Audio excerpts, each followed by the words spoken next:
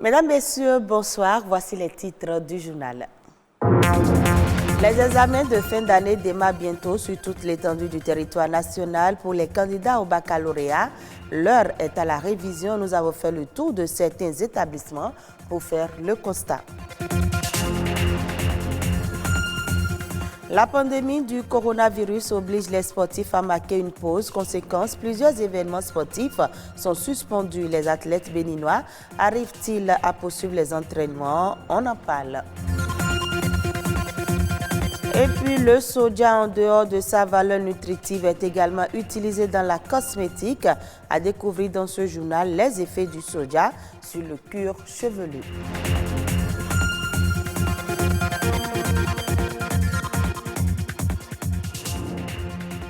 Merci de votre fidélité. L'examen national du baccalauréat 2020 aura lieu en dépit de la pandémie du coronavirus. 20 juillet, c'est la date retenue pour le démarrage de la composition des épreuves écrites. À quelques semaines de cet examen, les candidats suivent des cours de renforcement intensifs dans plusieurs collèges d'enseignement secondaire privé et public. Patrick Adjagbodjou a fait le constat. Reportage. Des travaux dirigés intensifs pour préparer l'examen du baccalauréat session de juillet 2020. Nous sommes au collège clé de la réussite. Ici, le compte à rebours est lancé pour les candidats à l'assaut du premier diplôme universitaire. Il y a eu 4 semaines accordées aux enseignants pour finir le programme. Donc tous les enseignants de clé de la réussite ont fini le programme depuis début juin. Ici, ce n'est que le renforcement de capacité. Donc, les élèves sont prêts pour affronter le bac béninois. Des candidats visiblement contents de se mettre à jour. Ils se disent prêts pour plancher le 20 juillet. Je dirais que nous sommes prêts pour affronter le bac 2020. À travers les TD intensifs qu'on est en train de faire, j'ai vu là où j'ai des lacunes. J'ai repris et j'ai compris. Donc, de là, je peux dire que si quelque chose sort à l'examen qui est typique à ça, je peux m'en sortir. Tout comme la candidate Samira, ces enseignants restent aussi optimistes. Ils invitent tous les autres candidats à mettre les bouchées doubles pour mieux assimiler les notions déjà acquises. Avec 7 ans de révision, nous avons l'assurance que si ces candidats reprennent à la maison, oui, ils sont prêts effectivement pour affronter l'épreuve du bac. Pour le moment, on n'a pas peur pour ces candidats. Ils vont affronter les épreuves, quel que soit ce qu'on va leur donner. Ils vont s'en sortir. Au collège d'enseignement général de Ruiho, l'ambiance est aussi bien studieuse. Après l'exécution des programmes, les dernières semaines sont consacrées à la préparation assidue, avec pour seul but le succès. Le taux d'exécution des programmes est à 100% dans toutes les disciplines. Les enfants sont prêts parce qu'on met les bouchées doubles pour que, au mieux, les enfants puissent être aguerris pour affronter les épreuves. Comme méthode trouvée, il faut réactualiser chaque semaine les connaissances des candidats. Ici, ils sont tous de la même série. Pas de répit pour les séances de révision. Avec les révisions, je pense que tout va bien. Et ça nous a permis de nous rappeler des notions qu'on avait commencées depuis 7 ans et de corriger nos erreurs. J'ai pas peur en fait. On veut nous évaluer suivant des notions qu'on a eu à apprendre pendant 9 mois, en 3 jours. C'est vrai qu'il y aura le stress et tout. Mais moi, je suis confiant de moi-même. Je suis confiant et je sais que j'aurai mon bac, avec mention encore. La réussite au bac 2020 est peut-être certaine pour tous ces candidats très confiants. En attendant, ils continuent toujours d'affûter leurs âmes avant le 20 juillet prochain, date de l'examen du baccalauréat au Bénin. Et puis la pandémie du coronavirus met tout aux arrêts dans le milieu du sport. Plusieurs événements ont été reportés et suspendus. Que font les athlètes béninois dans cette pause? Comment s'entraînent-ils en cette période de crise sanitaire? Daniel Sosa et Ulvaeus Balogun ont suivi pour nous une séance d'entraînement. Voici le reportage. Cette séance d'entraînement est inhabituelle.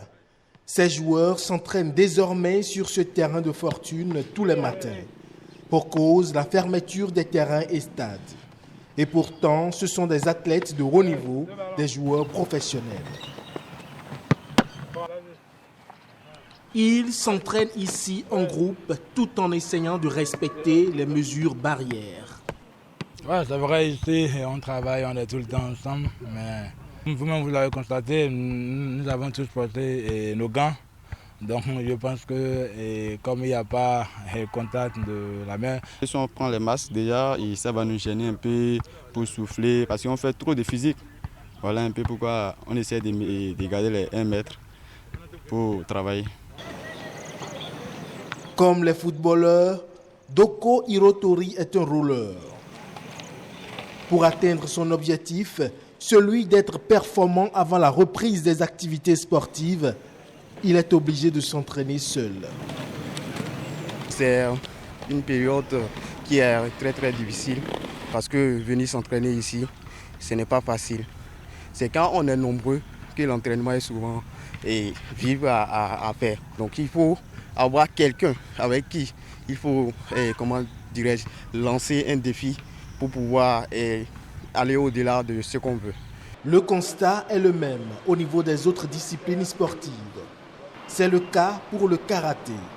Ici, les clubs et salles d'entraînement sont vides. On ne peut pas regrouper les enfants. Vous savez, l'entraînement en groupe, c'est différent de l'entraînement personnel. On devrait normalement nous entraîner tout le temps.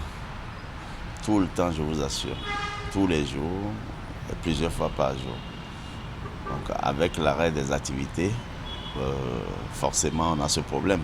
Si d'aucuns souhaitent que les activités sportives reprennent au Bénin, la menace du coronavirus est sérieuse et réelle. Et ces sportifs en sont conscients. Les enfants ont reçu des consignes de la commission technique. Ils savent ce qu'ils doivent faire. Et nous-mêmes, on en profite, n'est-ce pas, pour former nos cadres. Je donne comme exemple les arbitres qui travaillent en ligne, qui reçoivent les cours et qui font les examens en ligne. Pour dire la vérité, c'est pas du tout facile parce que en tant que footballeur, on est habitué à jouer. On est habitué à jouer à tout moment. Les activités sportives ont été suspendues au Bénin depuis le 17 mars 2020. Pour l'heure, nul ne sait encore à quand la reprise. Et je l'annonçais dans les titres, le soja est un aliment très riche qui dispose de plusieurs vertus aussi bien pour l'alimentation que pour les soins corporels et capillaires. Ses effets sur le cuir chevelu sont indiscutables selon les spécialistes. Larissa Agbangba utilise bien souvent le soja.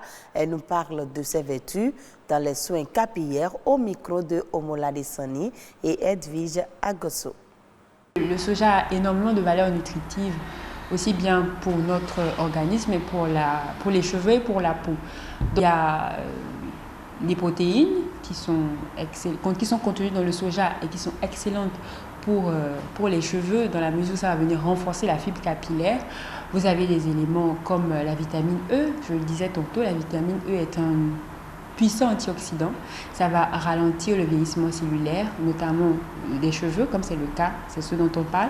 Vous avez des minéraux tels que le magnésium et le calcium, qui sont des minéraux très importants dans la croissance du cheveu, aussi bien à l'intérieur, c'est-à-dire dans l'alimentation, mais aussi à l'extérieur, notamment sur le cuir chevelu. Donc, vous faites un soin à l'huile de soja qui est bourrée quand même de magnésium, de calcium et consorts, et vous l'appliquez sur le cuir chevelu, en suivant une certaine routine, vous aurez des effets visibles.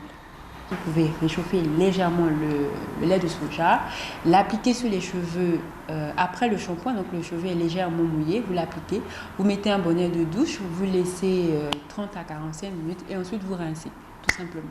Voilà. Au Sénégal, la campagne de l'ANACAD a été lancée à Ziguinchor cette année. Beaucoup d'innovations, surtout dans le financement. La délégation générale à l'entrepreneuriat rapide s'est investie en injectant 12 milliards de francs CFA dans la chaîne de valeur, une manière de booster cette filière. Et dans les perspectives, la création d'usines de transformation de la noix est envisagée. Reportage Kaltom Gueye. 12 milliards de francs CFA injectés par l'ADER dans la chaîne de valeur Anacard, de la production à l'exportation en passant par la transformation, tous les secteurs sont pris en compte.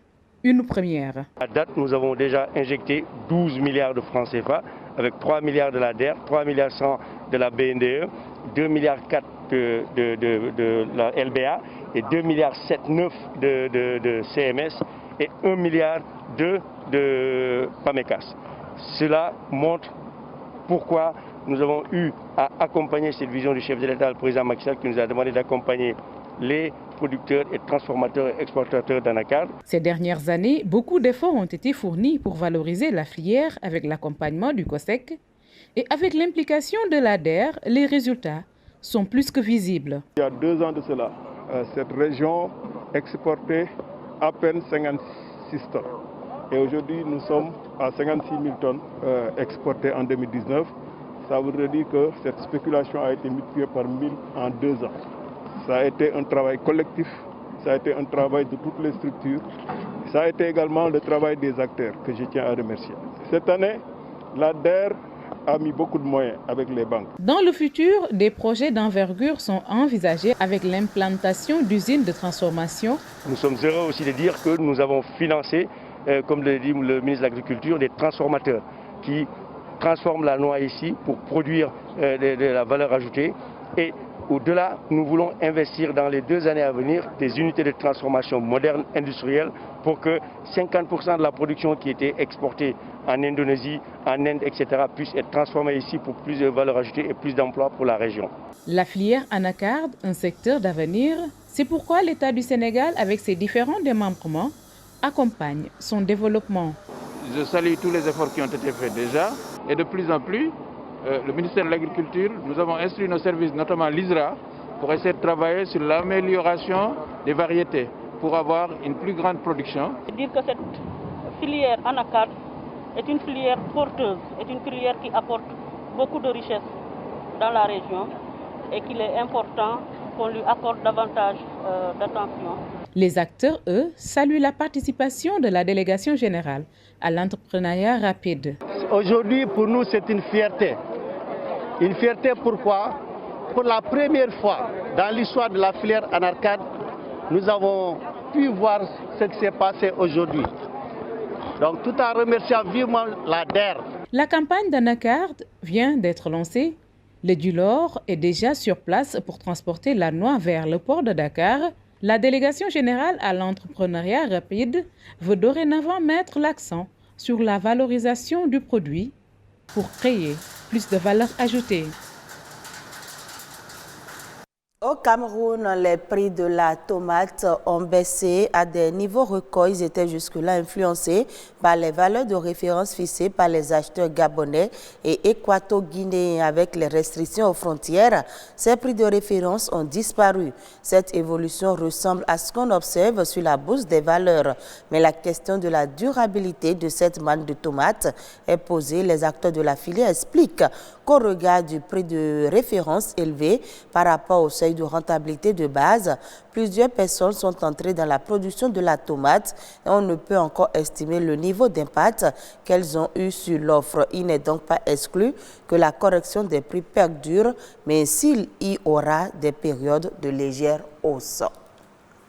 Et ce sera tout pour ce journal que vous pouvez suivre sur le site de l'OACTB, www.oactb.bj.